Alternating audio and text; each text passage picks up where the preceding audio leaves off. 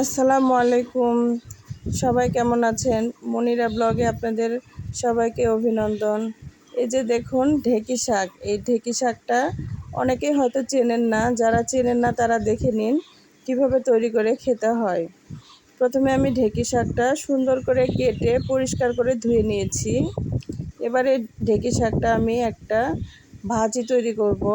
দেখুন এখানে আমি পেঁয়াজ, কাঁচামরিচ এবং আলু কুচায় কেটে নিয়েছি। 7-8টা কাঁচামরিচ দিয়ে নিলাম, 3টা পেঁয়াজ কেটে নিয়েছিলাম দিয়েছি।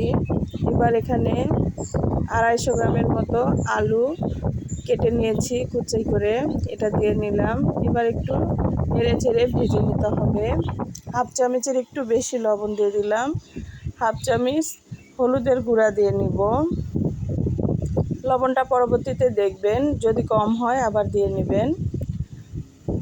এবার কিছুক্ষণ এই আলুটাকে ভেজে নিতে হবে।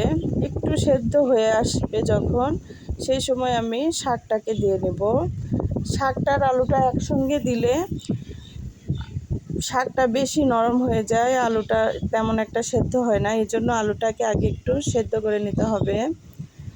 এবার ঢেকে রেখে কিছুক্ষণ পর পর উল্টে পাল্টে দিয়ে ভেজে নিতে হবে। আপনারা যে আমাকে এত ছোট চ্যানেল হিসাবে এত ভালোবাসা দিবেন আমি কখনো কল্পনাও করিনি। আমাদের বাংলাদেশ এবং ভারত এছাড়াও সৌদি আরব থেকে আমার এই ভিডিওটি আপনারা দেখে থাকেন।